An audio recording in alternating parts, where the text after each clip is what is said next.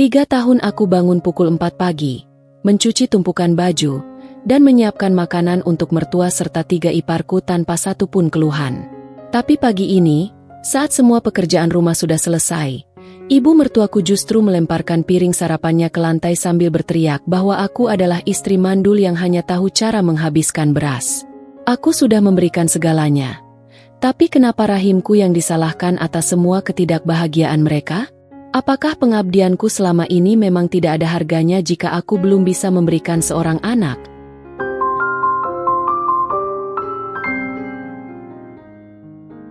Kegelapan masih mendekap erat ke lampu kamar saat jemari Kinasih meraba permukaan nakas yang dingin. Jarum jam dinding tua di sudut ruangan baru saja menunjukkan pukul 4 pagi lewat 15 menit.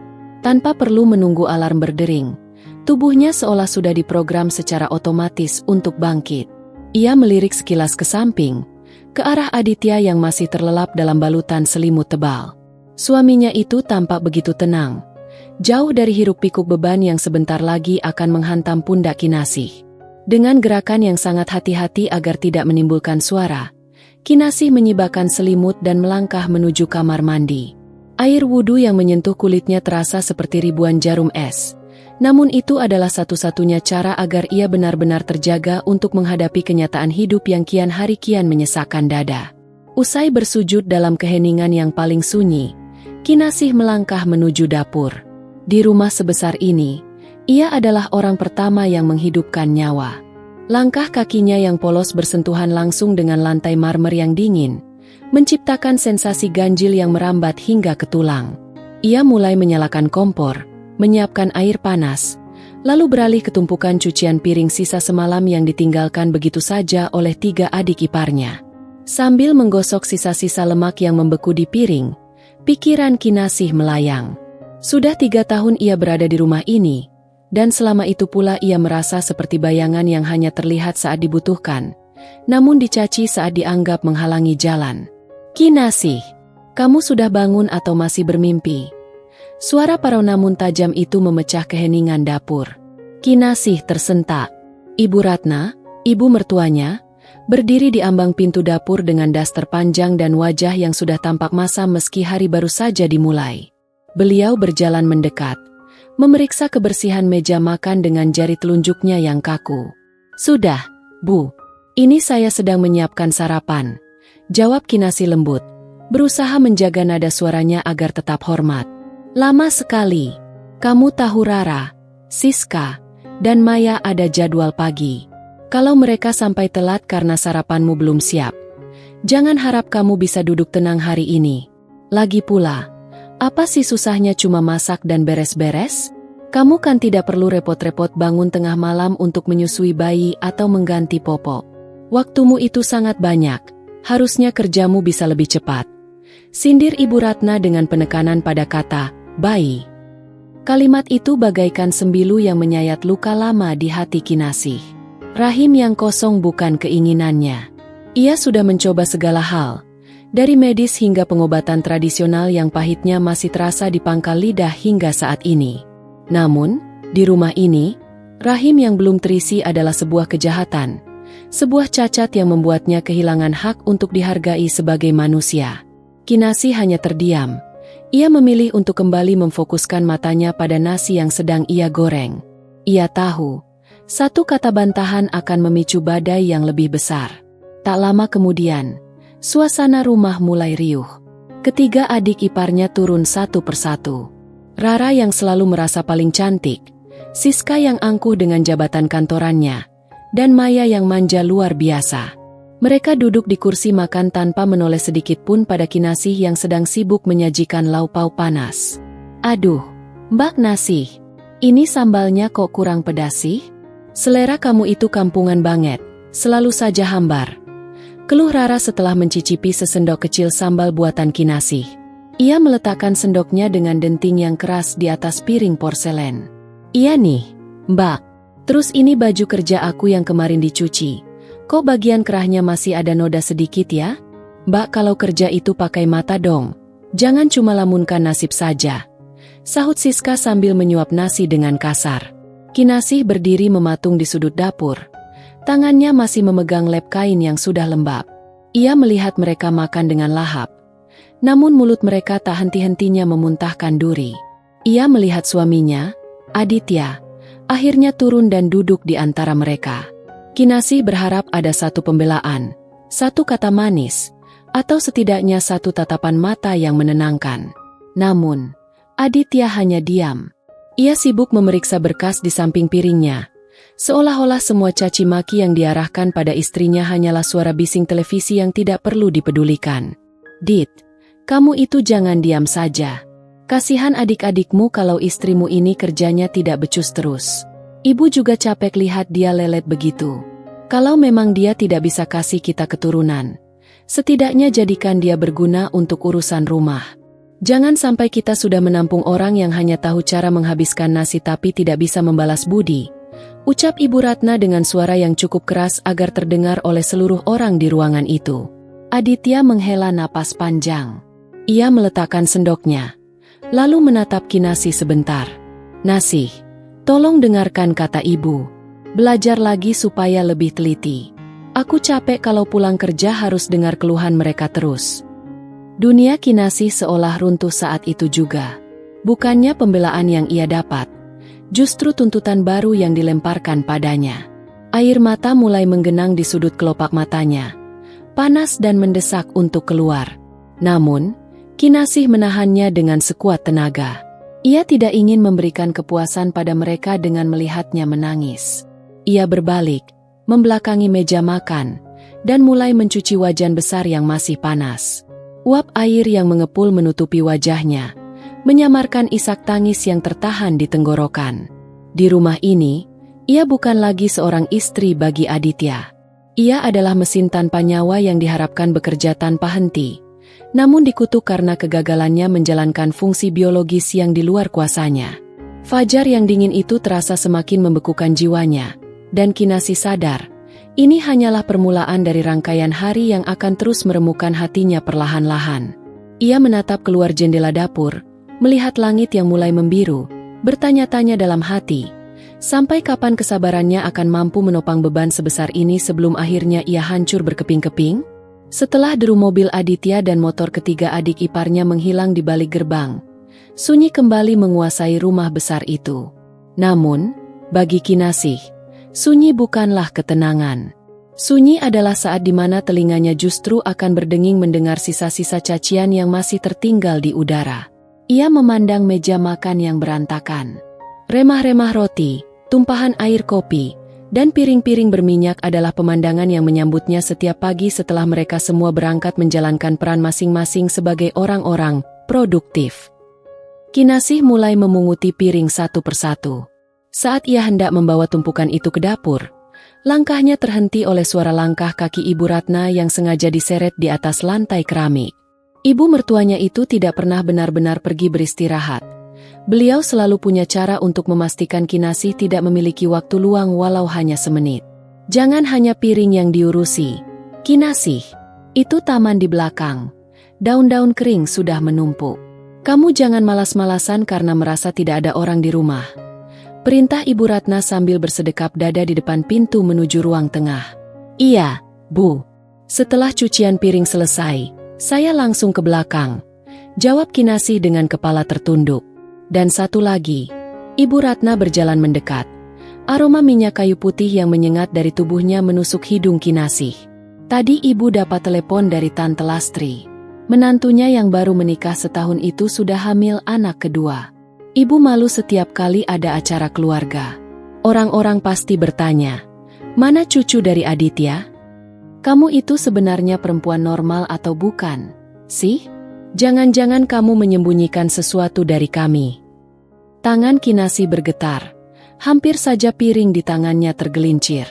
"Saya sudah periksa ke dokter, Bu. Dokter bilang saya sehat. Hanya perlu waktu dan jangan stres." "Halah, dokter sekarang itu cuma mau uangnya saja. Kalau memang sehat, ya pasti sudah jadi. Kamu saja yang mungkin kurang usaha, atau memang garis keturunanmu yang bermasalah." Ibu dulu tidak perlu menunggu lama untuk hamil Aditya. Sepertinya Aditya salah pilih istri. Potong Ibu Ratna dengan nada yang begitu dingin hingga membuat Kinasih merasa tubuhnya membeku. Ibu Ratna berlalu begitu saja, meninggalkan Kinasih yang berdiri terpaku dengan dada yang sesak. Kata-kata, salah pilih istri, terasa seperti vonis mati bagi harga dirinya. Dengan tenaga yang tersisa, ia menyelesaikan cucian piring dan beralih ke halaman belakang. Matahari mulai naik, memancarkan panas yang menyengat kulit. Namun Kinasih tetap berjongkok mencabuti rumput liar dan menyapu daun kering. Keringat bercucuran membasahi daster lusuhnya. Namun rasa perih di hatinya jauh lebih membakar daripada terik matahari di atas kepala. Sore harinya, saat ketiga adik iparnya pulang, keadaan tidak menjadi lebih baik. Siska masuk ke rumah dengan wajah ditekuk. Ia langsung melempar tas bermereknya ke atas sofa dan berteriak memanggil Kinasih. "Mbak! Mbak Nasih! Sini dulu." Kinasih yang baru saja selesai menyetrika pakaian langsung berlari kecil menuju ruang tamu. "Ada apa, Siska? Lihat ini." Siska menunjukkan sebuah gaun pesta berbahan sutra. "Ini kenapa ada lipatan di bagian lengan? Mbak kalau menyetrika pakai perasaan dong. Ini baju mahal, Mbak. Harganya bisa buat makan Mbak setahun. Kalau rusak begini, Mbak mau ganti pakai apa? Memang ya, kalau orang cuma modal numpang hidup itu tidak bisa diandalkan kerjanya." "Maaf, SIS. Tadi Mbak buru-buru karena harus menyiapkan makan siang ibu juga."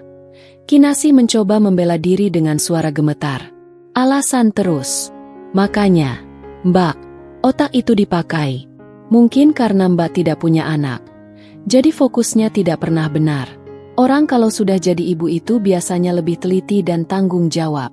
Kalau Mbak begini terus, wajar saja kalau Tuhan belum percaya kasih Mbak titipan anak.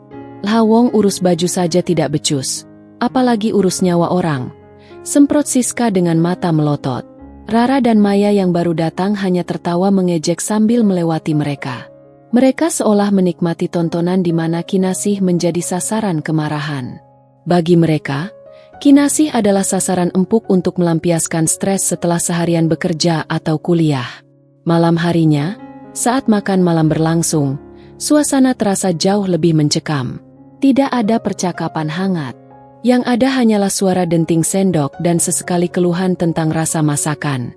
Kinasih duduk di ujung meja, hampir tidak menyentuh nasinya.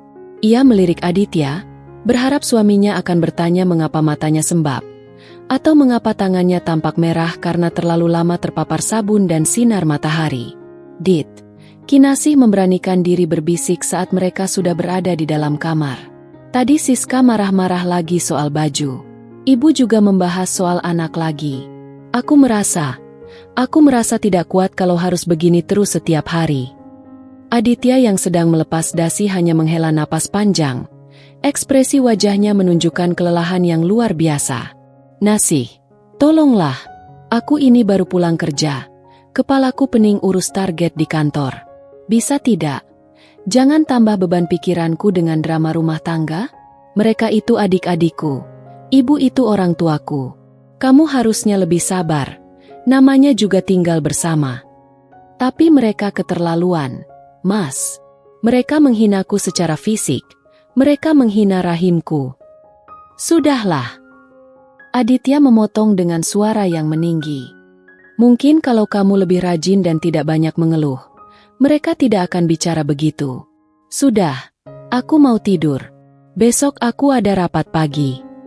Aditya membalikkan badan, membelakangi Kinasih, dan dalam beberapa menit, dengkur halusnya terdengar. Kinasih terdiam di kegelapan kamar. Air matanya yang sejak pagi ditahan, akhirnya tumpah tanpa suara. Ia merasa sendirian di tengah keramaian.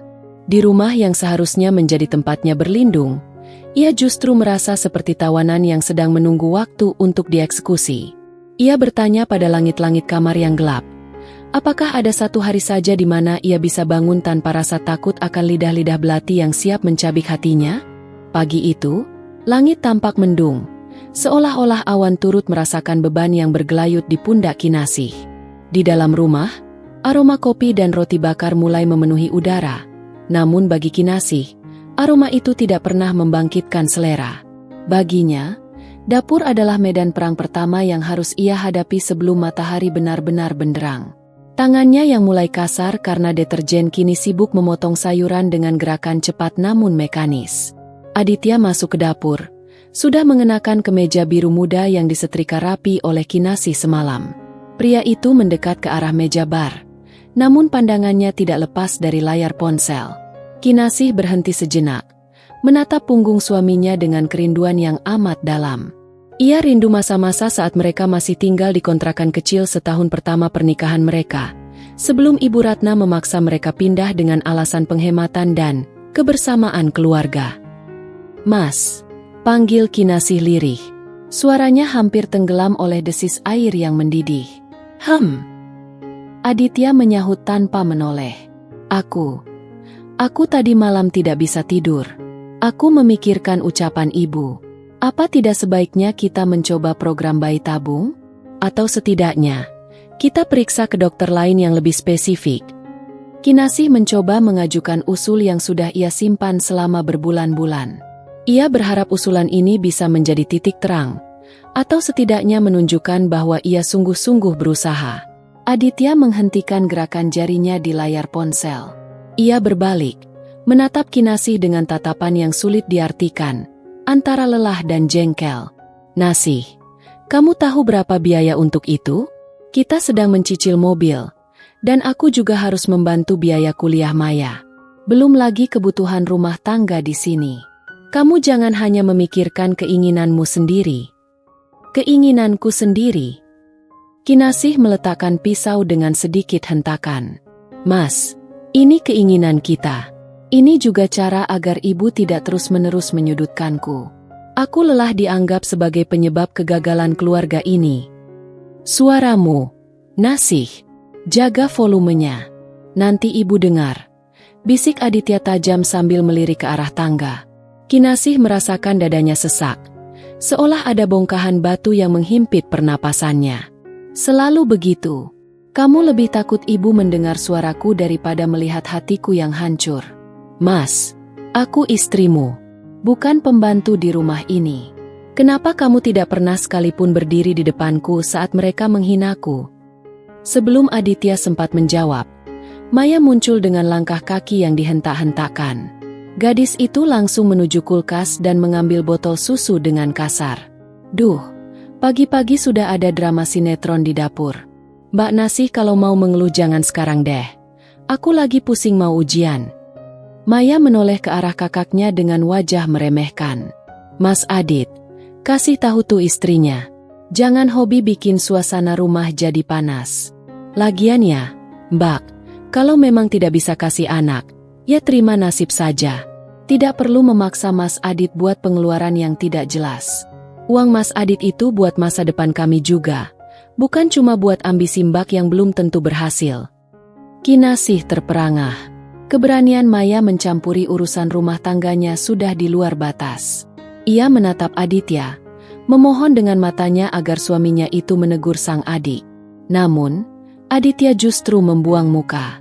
"Maya benar, Nasih. Kita harus realistis. Sudah, siapkan sarapan saja, jangan diperpanjang," kata Aditya dingin. Ia kemudian melangkah pergi menuju meja makan, meninggalkan Kinasih yang berdiri mematung di tengah dapur. Rasa sakit itu tidak lagi terasa seperti sayatan, melainkan seperti hantaman benda tumpul yang meremukkan seluruh sendi. Kinasih menyadari satu hal yang paling menyakitkan. Sandarannya ternyata rapuh. Aditya, pria yang seharusnya menjadi benteng terakhirnya, justru menjadi jembatan bagi orang lain untuk terus menginjak-injak harga dirinya. Saat makan malam tiba, suasana kembali ke pola lama yang menyiksa. Ibu Ratna duduk dengan wibawa seorang ratu di singgasananya. Di sampingnya, Rara dan Siska sedang asyik membicarakan rencana liburan akhir pekan ke Bali. "Kita berangkat hari Sabtu pagi, ya? Mas Adit ikut, kan? Ibu juga sudah setuju," ujar Rara penuh semangat. "Kinasih bagaimana?" tanya Aditya singkat. Ibu Ratna mendongak, menatap Kinasih yang sedang menyendokkan sayur ke piring masing-masing. "Kinasih di rumah saja. Siapa yang jaga rumah kalau semuanya pergi? Lagi pula, kalau Kinasih ikut, nanti cuma jadi beban. Dia pasti merasa tidak nyaman di tempat mewah. Kan kamu tahu seleranya bagaimana. Lebih baik dia di rumah, beres-beres lemari atau membersihkan gudang yang sudah berdebu itu. Kinasih merasakan matanya memanas. Ia menatap Aditya, berharap suaminya akan berkata, "Kalau istriku tidak ikut, aku juga tidak ikut." Namun, kata-kata itu tidak pernah keluar. "Ya sudah kalau itu mau ibu. Aku ikut saja," jawab Aditya pelan. "Hunter." Tidak ada lagi kata yang bisa menggambarkan perasaan Kinasih. Ia merasa seperti barang yang bisa ditinggal kapan saja saat pemiliknya ingin bersenang-senang. Ia bukan bagian dari keluarga ini. Ia hanyalah pengelola rumah yang diberi upah berupa tumpangan tempat tinggal dan makan sisa. Malam itu, di bawah temaram lampu kamar, Kinasih memperhatikan punggung Aditya yang sudah tertidur lelap. Ia meraba perutnya sendiri yang masih rata. Air matanya jatuh membasahi bantal, tanpa suara, tanpa isak yang boleh didengar. Ia merasa Tuhan sedang mengujinya dengan cara yang paling kejam, diberikan seorang suami yang ia cintai, namun suami itu tidak memiliki cukup keberanian untuk mencintainya kembali di depan dunianya. Kinasih mulai bertanya-tanya, apakah kesabaran benar-benar memiliki batas, ataukah ia hanya sedang menunggu waktu sampai hatinya benar-benar mati rasa? Pagi itu, suasana rumah Ibu Ratna tampak jauh lebih sibuk dari biasanya. Bukan karena ada pesta besar, melainkan karena rencana kedatangan sepupu jauh Aditya dari luar kota, yaitu Sari. Sari adalah sosok yang selalu diagung-agungkan oleh Ibu Ratna karena dianggap sebagai prototipe wanita sempurna, cantik, mandiri, dan yang paling utama, ia telah memberikan 3 orang putra bagi suaminya dalam kurun waktu 5 tahun pernikahan. Kinasih sudah berada di dapur sejak pukul 3 pagi. Tangannya sampai memucat karena terlalu lama merendam daging dan memeras santan. Ia diminta memasak menu-menu spesial, mulai dari rendang, opor ayam, hingga berbagai macam kue basah, karena Ibu Ratna ingin menunjukkan betapa makmurnya keluarga mereka di hadapan tamu. Namun, ironisnya, kemakmuran itu dibangun di atas keringat Kinasih yang bahkan tidak dianggap sebagai anggota keluarga.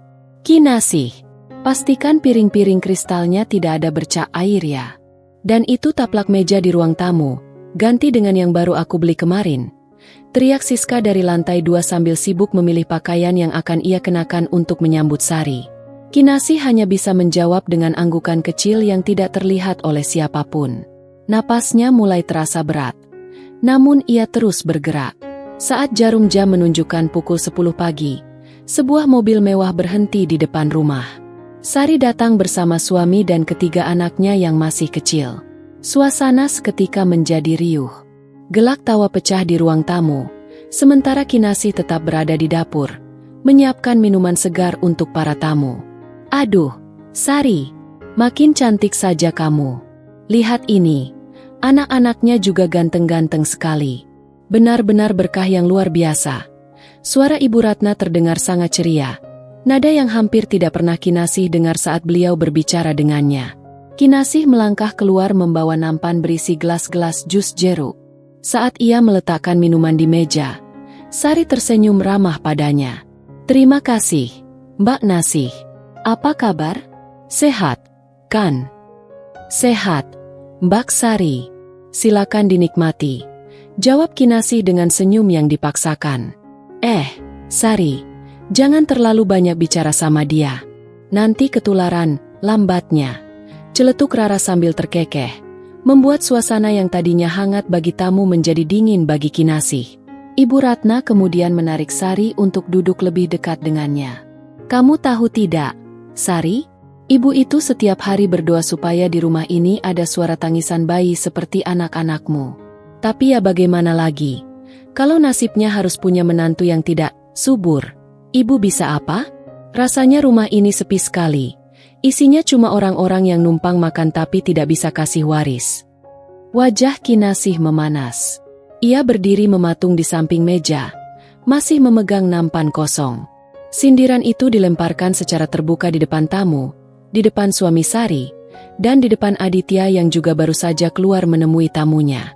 Kinasih melirik Aditya, berharap suaminya akan mengalihkan pembicaraan atau setidaknya membelanya sedikit saja. Namun, Aditya justru ikut tertawa kecil seolah itu adalah lelucon yang lumrah. Iya, Sari. Mungkin memang belum rezekinya. Tapi ya begitulah. Ibu jadi sering mengomel karena rumah tidak pernah ramai. Sari, yang tampaknya merasa tidak enak dengan arah pembicaraan tersebut, mencoba mencairkan suasana. Mungkin Mbak Nasih dan Mas Adit perlu liburan berdua saja? Kadang stres itu jadi penghambat. Loh, jangan terlalu banyak tekanan. Tekanan apa? Dia di rumah ini tidak kurang suatu apapun. Makan terjamin, tempat tinggal mewah, pekerjaan cuma urusan dapur. Yang stres itu justru ibu, Sari. Menanggung malu sama tetangga dan saudara kalau ditanya cucu. Timpal Ibu Ratna ketus. Anak terkecil Sari tiba-tiba mulai menangis. Tanpa diperintah, Ibu Ratna menoleh pada Kinasih dengan tatapan tajam. Kinasih, itu anaknya Sari nangis. Bantu gendong atau ajak main sana. Belajar sedikit jadi ibu. Siapa tahu ketularan auranya. Jangan cuma berdiri seperti patung. Kinasih mendekat dengan ragu. Saat ia hendak menggendong bayi itu, sang bayi justru menangis lebih keras. Maya, yang sejak tadi duduk memperhatikan, langsung menyambar. Tuh, kan, bayi saja tidak mau dekat-dekat Mbak Nasih. Mungkin mereka tahu kalau Mbak tidak punya bakat jadi ibu. Gelak tawa kembali pecah di ruang tamu itu. Kinasih merasa jantungnya seperti diremas dengan sangat kuat. Ia meletakkan nampannya kembali ke dapur dengan langkah gontai. Di balik tembok dapur, ia bersandar pada kulkas, mencoba mengatur napasnya yang mulai tersengal. Rasa hina yang ia terima hari ini jauh lebih menyakitkan karena dilakukan di hadapan orang luar. Ia merasa martabatnya telah dikuliti habis-habis. Sari kemudian masuk ke dapur untuk mencuci botol susu anaknya. Ia melihat Kinasih yang sedang menyeka air mata dengan ujung dasternya. Mbak Nasih, Mbak tidak apa-apa? Tanya Sari dengan nada simpati yang tulus. Kinasih tersentak dan segera membetulkan posisinya. Tidak apa-apa, Mbak Sari. Cuma kena asap sambal. Mbak, sabar ya. Saya tahu tidak mudah tinggal di sini. Mas Adit orangnya memang pendiam, tapi Mbak harus kuat bicara padanya. Bisik Sari pelan. Kinasih hanya tersenyum pahit. Bicara pada Adit ya? Ia sudah mencoba berulang kali, namun suaranya selalu membentur tembok yang sama. Ia menyadari bahwa di rumah ini, ia bukan hanya sedang melawan mertua dan ipar yang kejam, namun ia juga sedang berjuang melawan ketidakpedulian suaminya sendiri. Hari itu, Kinasih harus melayani semua tamu hingga larut malam. Saat semua orang sudah tertidur pulas dengan perut kenyang, Kinasih masih harus mencuci tumpukan piring kristal sendirian. Dalam keheningan malam yang menusuk, ia berbisik pada dirinya sendiri. Sampai kapan aku harus membohongi diri sendiri bahwa semua ini akan baik-baik saja? Ia menatap pantulan wajahnya di permukaan air cucian yang keruh. Dan ia hampir tidak mengenali lagi siapa wanita malang yang sedang menatapnya balik itu. Minggu pagi seharusnya menjadi waktu untuk beristirahat. Namun bagi Kinasih, ini adalah hari yang paling melelahkan.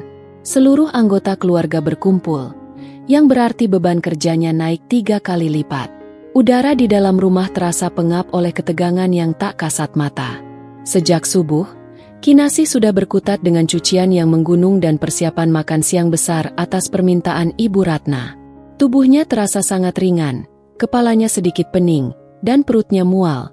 Mungkin karena ia melewatkan makan malam dan hanya tidur kurang dari 4 jam. Di ruang makan, tawa riuh terdengar dari arah ruang tengah. Rara, Siska, dan Maya sedang asyik menonton video di ponsel sambil sesekali berteriak memanggil Kinasih hanya untuk meminta diambilkan camilan atau minuman dingin. Kinasih menurut. Ia berjalan bolak-balik seperti mesin yang dipaksa melampaui batasnya. Saat waktu makan siang tiba, Ibu Ratna duduk di kursi kebesarannya. Di hadapannya telah tersedia sup iga, balado udang, dan berbagai hidangan lain. Namun, ada satu hal yang salah. Kinasih lupa menaruh serbet di samping piring Ibu Ratna. Kinasih, suara Ibu Ratna menggelegar, membuat Kinasih yang sedang menuangkan air di dapur tersentak hingga airnya tumpah ke lantai. Kinasih segera berlari ke ruang makan. Iya, Bu, ada apa? Lihat ini. Mana serbetnya? Kamu itu sengaja mau bikin baju ibu kotor terkena kuah sup? Sudah berapa kali dibilang, kalau melayani itu yang becus. Pikiranmu itu kemana? Kemana-mana, ya? Memikirkan cara supaya bisa menguras uang Aditya lagi. Ibu Ratna melempar sendoknya ke atas meja hingga menimbulkan bunyi denting yang memekakan telinga. Maaf, Bu. Tadi saya buru-buru karena harus mengangkat jemuran yang mulai kena gerimis. Suara Kinasih bergetar. Ia segera mengambil serbet dan meletakkannya dengan tangan gemetar di pangkuan mertuanya. Siska yang duduk di sebelah ibunya mendengus sinis. Alasan klasik. Mbak Nasi ini hobinya minta dikasihani terus. Tadi pagi saja, aku minta tolong gosokkan syal. Mbak bilang nanti. Kerjaanmu itu sebenarnya apa saja sih di rumah ini? Perasaan cuma masak dan bersih-bersih. Tapi lagaknya seperti menteri yang sibuk sekali. Aku setuju sama Kak Siska. Timpal Maya sambil memainkan ponselnya. Mbak Nasi itu mungkin sengaja lelet supaya kita semua merasa bersalah. Padahal ya, di luaran sana banyak istri yang kerja kantoran tapi urusan rumah tetap beres. Plus mereka bisa kasih anak. Lah Mbak, satu pun tidak ada yang beres. Kinasih merasa pandangannya mulai kabur. Rasa mual di perutnya semakin menjadi-jadi. Ia mencoba berpegangan pada sandaran kursi kosong di dekatnya. Maaf, kepala saya agak pusing sejak pagi. Bisik Kinasih lirih. Aditya, yang sejak tadi hanya diam sambil menyuap nasi, akhirnya mendongak. Bukannya tatapan cemas yang diberikan, melainkan tatapan jengah. Nasih, jangan mulai lagi. Tadi pagi aku lihat kamu sehat-sehat saja. Jangan pakai alasan sakit supaya tidak kena omel. Kalau kamu kerjanya benar, ibu juga tidak akan marah. Hati Kinasih rasanya seperti dihantam godam besar.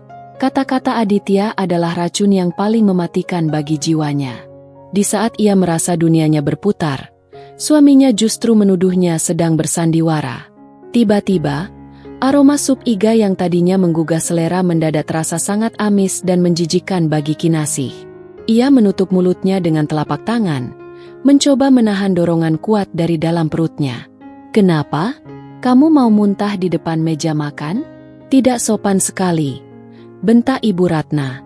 Maaf, Bu saya. Kinasih tidak sanggup menyelesaikan kalimatnya. Ia segera berlari menuju wastafel dapur dan memuntahkan cairan bening karena perutnya memang kosong. Bukannya rasa cemas yang ia terima. Dari ruang makan justru terdengar suara tawa mengejek dari ketiga iparnya. Duh, gaya banget.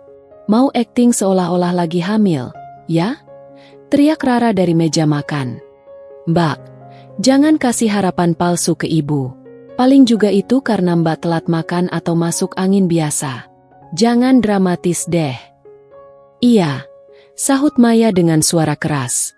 Paling-paling cuma mau menarik perhatian Mas Adit. Sudah basi, Mbak. Akting muntah-muntah begitu sudah tidak mempan kalau hasilnya tetap zong setiap bulan.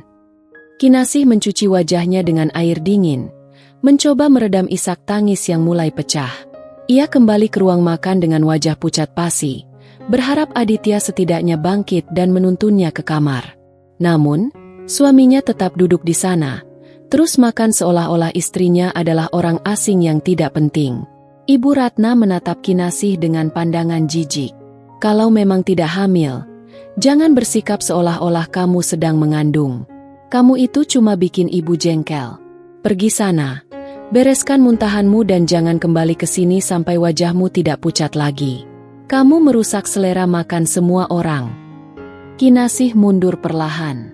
Ia berjalan menuju kamarnya dengan langkah gontai. Saat pintu kamar tertutup, ia jatuh terduduk di balik pintu. Ia memeluk lututnya sendiri, menangis sejadi-jadinya namun tanpa suara agar tidak memicu kemarahan lebih lanjut. Ia merasa bukan lagi manusia. Di rumah ini, ia lebih rendah daripada perabotan kayu yang dirawat dengan hati-hati. Luka yang selama ini tersimpan rapat kini menganga lebar, mengeluarkan nanah kepedihan yang tak tertahankan. Kinasih menatap cermin di lemari pakaian, melihat sosok wanita yang layu, matanya yang redup, dan tubuhnya yang semakin kurus. Ia berbisik pada bayangannya sendiri. Sampai kapan kau sanggup bertahan dalam neraka yang kau sebut rumah ini? Malam itu, Kinasih tidak keluar kamar.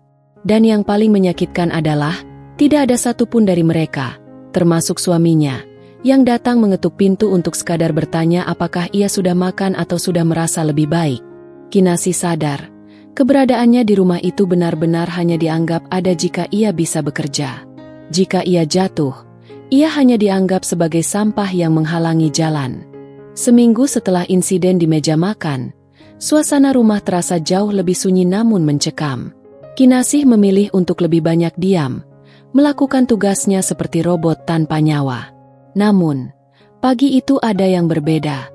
Aditya berangkat kerja dengan terburu-buru hingga meninggalkan tas kecil berisi dokumen penting yang biasanya selalu ia bawa. Ibu Ratna sedang pergi ke pengajian, sementara ketiga iparnya sedang sibuk dengan urusan masing-masing di luar rumah. Ini adalah momen langka di mana Kinasih benar-benar sendirian. Saat ia sedang merapikan meja kerja di kamar mereka, ia melihat sebuah amplop coklat besar terselip di balik tumpukan berkas cicilan mobil. Amplop itu berlogo sebuah rumah sakit spesialis reproduksi yang cukup terkenal di pusat kota. Jantung Kinasih berdegup kencang.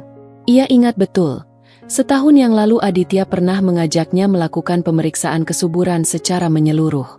Namun saat itu, Aditya mengatakan bahwa hasilnya belum keluar dan setelahnya ia selalu menghindar setiap kali Kinasih bertanya. Dengan tangan gemetar, Kinasih membuka segel amplop tersebut. Di dalamnya terdapat beberapa lembar kertas hasil laboratorium. Kinasih bukan ahli medis, namun ia mengerti istilah-istilah dasar.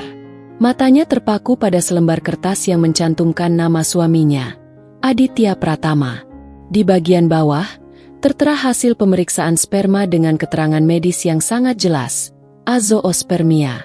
Kinasih menutup mulutnya dengan telapak tangan. Air matanya seketika tumpah membasahi kertas tersebut. Azoospermia, suaminya mandul. Suaminya yang selama ini hanya diam saat ibunya mencaci maki rahim Kinasih, ternyata adalah orang yang secara medis tidak bisa memberikan keturunan.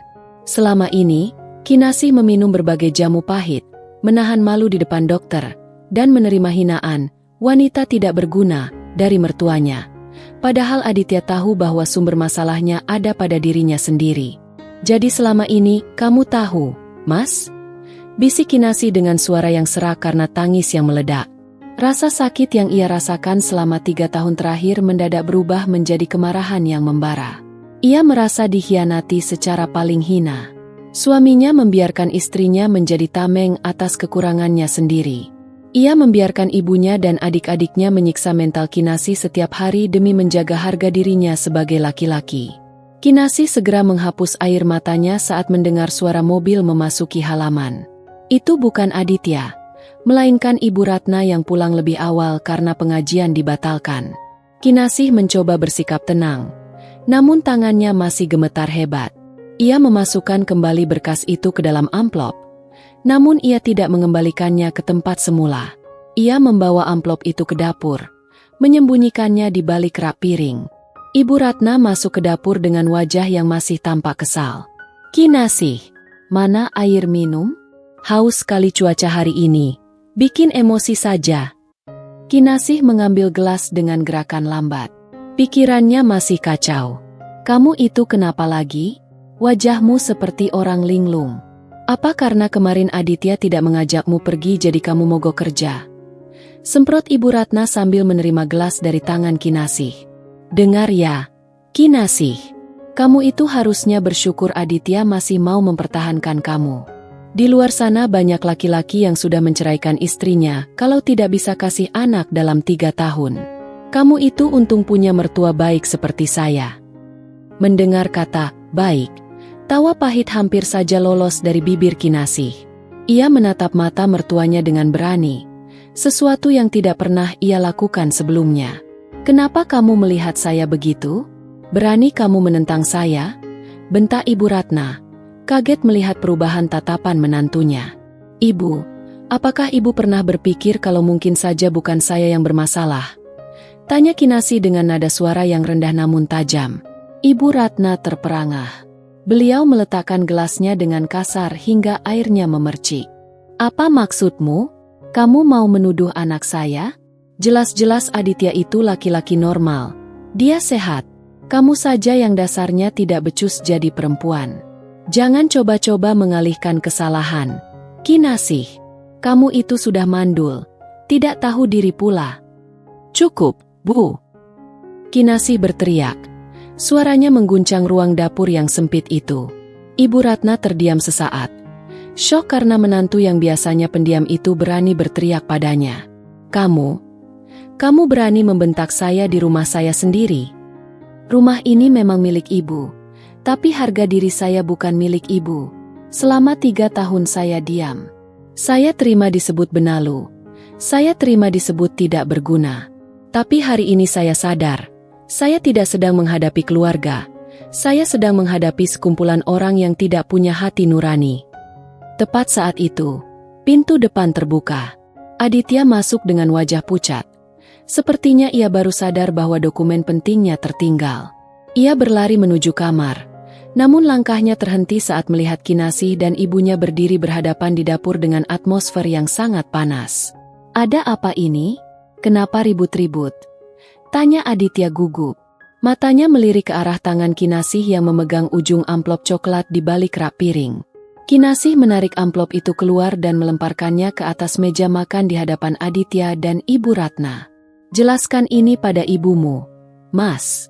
Jelaskan kenapa selama 3 tahun ini kamu membiarkan aku menjadi bangkai yang diinjak-injak oleh keluargamu sendiri hanya untuk menutupi kenyataan ini. Wajah Aditya seketika berubah menjadi seputih kertas.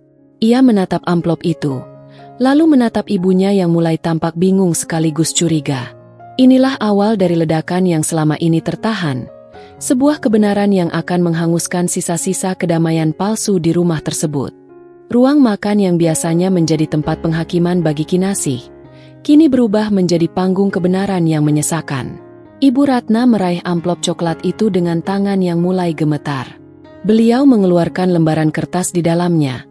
Matanya menyisir setiap baris kalimat medis yang tertulis di sana. Keheningan yang tercipta terasa begitu mencekik. Lebih dingin daripada pagi manapun yang pernah Kinasih lalui. Apa maksudnya ini, Aditya? Suara Ibu Ratna bergetar. Nada keangkuhannya mendadak luruh. Azoospermia? Tidak mungkin. Dokter ini pasti salah. Kamu anak laki-laki ibu satu-satunya. Kamu sehat. Aditya hanya menunduk dalam. Tangannya terkepal kuat di sisi tubuhnya. Ia tidak mampu mengeluarkan sepatah kata pun. Kebungkaman itu adalah pengakuan yang paling nyata. Di saat yang bersamaan, Rara, Siska, dan Maya baru saja masuk melalui pintu depan. Mereka tertawa-tawa sambil membawa kantong belanjaan mahal. Namun tawa itu langsung terhenti saat melihat ketegangan di ruang makan. Ada apa sih? Kok suasananya mendung begini? Siska bertanya dengan nada santai, belum menyadari badai yang sedang mengintai. Ia melirik Kinasih dengan tatapan sinis seperti biasanya. Mbak Nasi bikin ulah lagi ya, Bu? Sudah dibilang, kalau dia tidak becus kerja, kasih sanksi saja. Diam kamu, Siska. Bentak Ibu Ratna tanpa menoleh. Siska tersentak.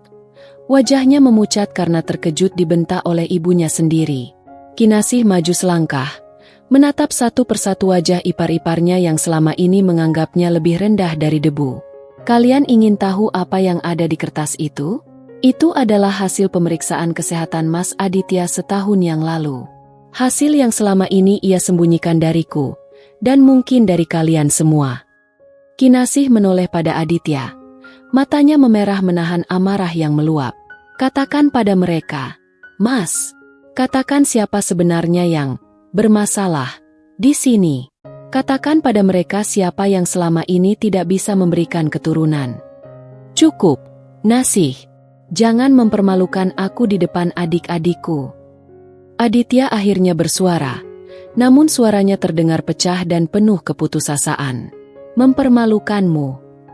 Kinasih tertawa getir. Suara tawa yang terdengar sangat menyakitkan. Lalu apa yang kamu lakukan padaku selama 3 tahun ini, Mas? Kamu membiarkan istrimu dihina sebagai wanita mandul. Kamu membiarkan ibumu menyebutku benalu. Kamu membiarkan adik-adikmu memperlakukanku seperti pelayan rendahan karena aku dianggap cacat sebagai perempuan. Kamu menonton semua itu sambil tahu bahwa akulah yang menanggung aibmu. Rara, Siska, dan Maya terdiam membatu. Kesombongan yang biasanya melekat di wajah mereka kini berganti dengan rasa ngeri dan malu. Mereka yang selama ini menjadikan masalah keturunan sebagai senjata untuk menindas Kinasih, kini menyadari bahwa senjata itu justru mengarah pada kakak laki-laki kebanggaan mereka. Mas Adit itu benar, bisik Maya, suaranya mencicit kecil. Aditya tidak menjawab. Ia justru berbalik menatap Kinasih dengan tatapan menyalahkan. Aku melakukan ini untuk menjaga keutuhan keluarga kita, Nasih. Aku tidak mau ibu kecewa. Aku pikir kita bisa berusaha pelan-pelan. Menjaga keutuhan dengan cara mengorbankan jiwaku, potong Kinasih tajam. Setiap hari aku bangun dengan rasa takut. Setiap malam aku menangis karena merasa gagal menjadi istri. Aku meminum segala racun jamu yang ibu berikan hanya agar aku bisa hamil. Padahal kamu tahu itu semua sia-sia. Kamu egois, Mas. Kamu lebih mencintai harga dirimu sebagai laki-laki daripada mencintai nyawaku sebagai istrimu. Ibu Ratna terduduk lemas di kursi. Kertas-kertas itu terlepas dari tangannya, berserakan di lantai marmer. Keangkuhannya sebagai mertua yang merasa paling berkuasa runtuh seketika. Dan untuk kalian, Kinasih menunjuk ketiga iparnya dengan jari yang gemetar. Kalian yang selalu menghina masakanku, kalian yang melemparkan baju kotor ke wajahku, kalian yang menyebutku tidak punya masa depan, ingatlah hari ini. Mulai detik ini, tidak akan ada lagi Kinasih yang diam saat kalian injak. Tidak akan ada lagi Kinasih yang memasakkan sarapan kalian sebelum matahari terbit. Mbak, maaf, kami tidak tahu. Siska mencoba bicara, namun suaranya tercekat. Kalian tidak tahu karena kalian tidak pernah mau tahu. Kalian hanya butuh sasaran untuk kesombongan kalian. Kinasih menarik napas panjang. Dadanya terasa lapang sekaligus perih. Aku sudah cukup sabar. Aku sudah memberikan seluruh hidupku untuk rumah yang tidak pernah menganggapku ada. Tapi hari ini, pengabdian itu selesai.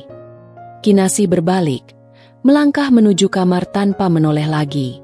Di ruang makan, keheningan yang memuakkan kembali menyelimuti. Aditya hanya bisa menutup wajahnya dengan kedua tangan, sementara Ibu Ratna menangis tanpa suara, meratapi kenyataan yang menghancurkan impian besarnya. Puncak badai telah lewat, meninggalkan puing-puing kehancuran di sebuah keluarga yang selama ini merasa paling sempurna, namun dibangun di atas fondasi kebohongan yang kejam. Suara langkah kaki Kinasih yang menaiki tangga terdengar tegas. Tidak ada lagi keraguan seperti hari-hari sebelumnya. Di dalam kamar, ia menarik sebuah koper besar dari kolong tempat tidur. Dengan gerakan cepat namun tertata, ia mulai memasukkan pakaian-pakaiannya. Ia tidak membawa banyak hal, hanya baju-baju yang ia beli dengan hasil keringatnya sendiri sebelum menikah dan beberapa buku catatan yang selama ini menjadi saksi bisu air matanya. Pintu kamar terbuka dengan kasar. Aditya berdiri di sana. Wajahnya tampak kacau, rambutnya berantakan, dan matanya merah. Apa yang kamu lakukan, Nasih? Jangan gila. Kita bisa bicarakan ini baik-baik. Suara Aditya terdengar parau. Ada nada perintah namun terselip ketakutan yang nyata di sana. Kinasih tidak berhenti. Ia melipat sebuah daster tua dan memasukkannya ke dalam koper. Bicara baik-baik? Kita sudah punya waktu 3 tahun untuk bicara baik-baik, Mas. Tapi setiap kali aku membuka mulut, kamu selalu memintaku untuk diam dan bersabar demi ibumu.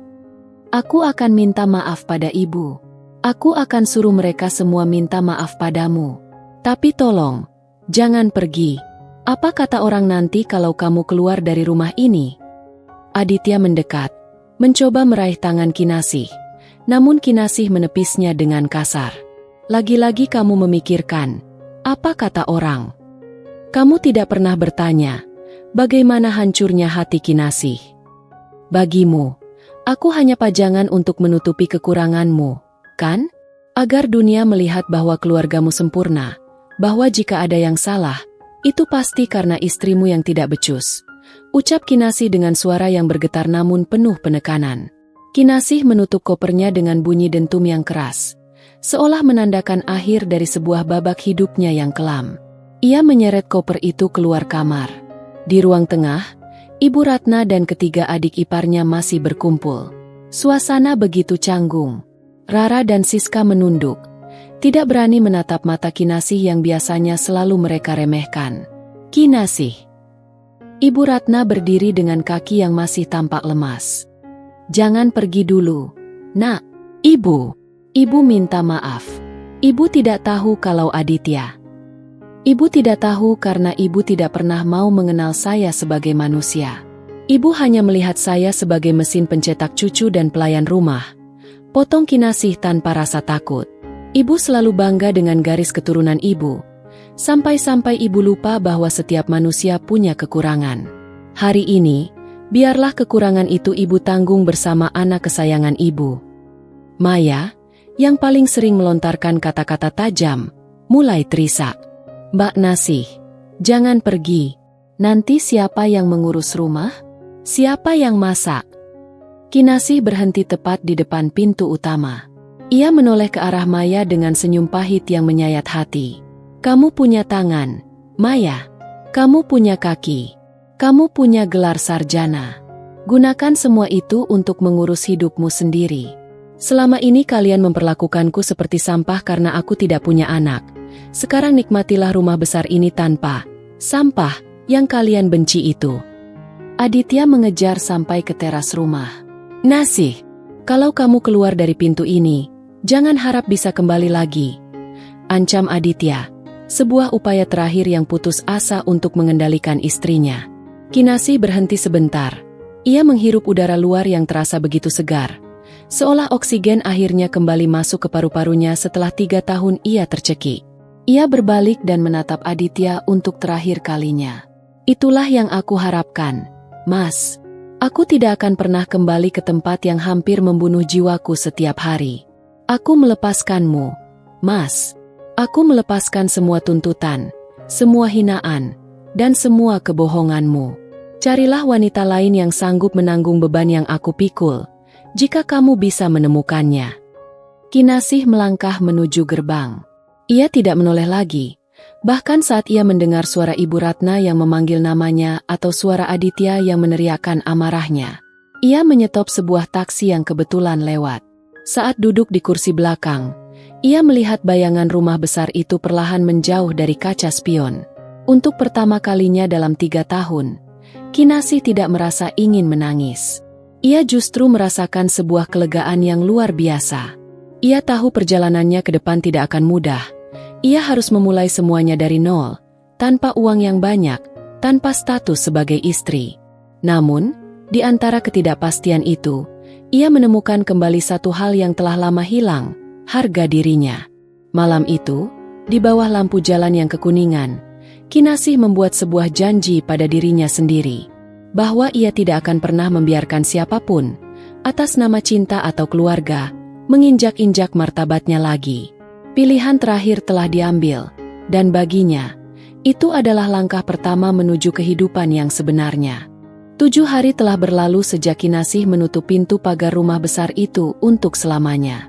Kini, ia terbangun bukan oleh rasa takut akan omelan mertua, melainkan oleh suara kicauan burung di balik jendela sebuah kamar kos sederhana di pinggiran kota. Kamar itu kecil, ukurannya mungkin hanya 1/4 dari kamar utamanya dulu, namun di sini, udara terasa jauh lebih ringan untuk dihirup. Tidak ada aroma minyak kayu putih yang mengancam. Tidak ada denting piring yang menuntut pengabdian. Kinasih menatap pantulan dirinya di cermin kecil yang retak di sudut ruangan. Matanya yang dulu redup dan sembab kini mulai bercahaya kembali. Ia telah kembali bekerja di sebuah toko kain milik teman lamanya. Sebuah pekerjaan yang dulu dipaksa ditinggalkan oleh Aditya karena alasan marwah seorang istri. Dengan jemari yang masih kasar karena deterjen keras, ia menyisir rambutnya dengan rapi. Setiap helai rambut yang jatuh seolah mewakili setiap beban masa lalu yang ia tanggalkan. Sementara itu, di kediaman Ibu Ratna, keadaan berubah menjadi kacau balau dalam waktu singkat. Rumah yang biasanya bersih mengkilap itu kini tampak kusam. Di dapur, tumpukan piring kotor sudah menggunung selama 3 hari, mengeluarkan aroma tak sedap yang memenuhi ruangan. Maya, Ska, kenapa tidak ada yang mencuci piring? Ibu pusing lihat dapur berantakan begini. teriak Ibu Ratna dari ruang tengah. Suaranya tidak lagi menggelegar penuh kuasa, melainkan terdengar serak dan lelah. Aku ada meeting pagi, Bu. Mana sempat cuci piring? Lagi pula itu kan banyak sekali. Kenapa tidak panggil tukang cuci saja? Sahut Siska ketus sambil sibuk memulas lipstik di depan cermin ruang tamu. Tukang cuci butuh uang, Siska.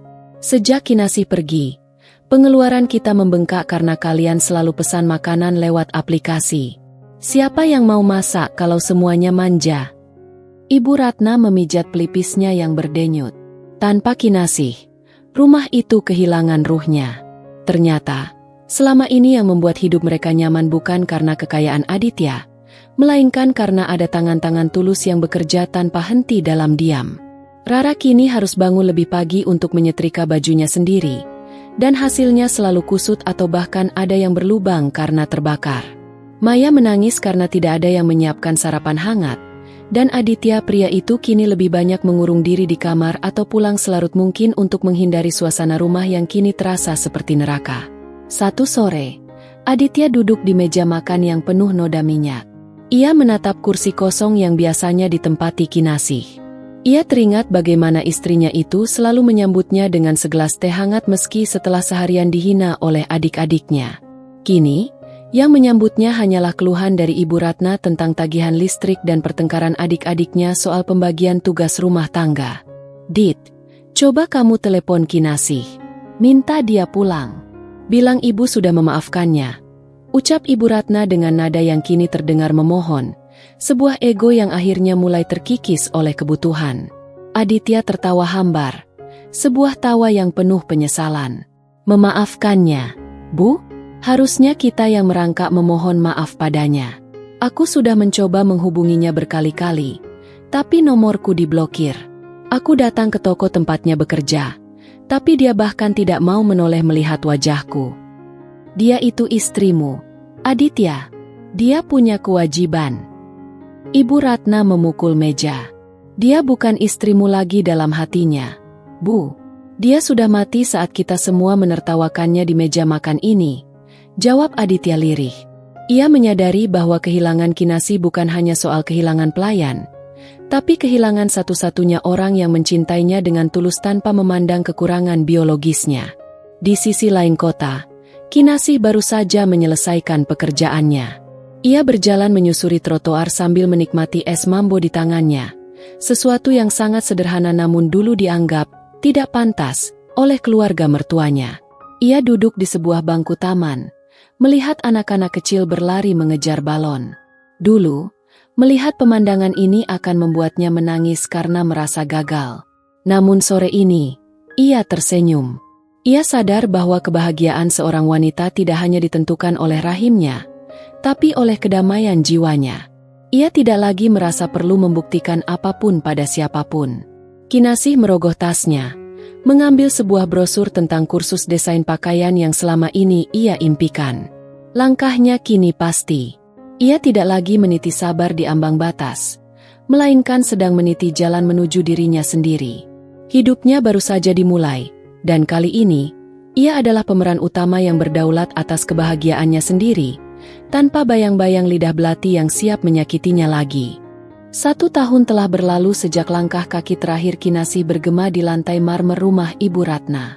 Waktu ternyata menjadi tabib yang paling jujur.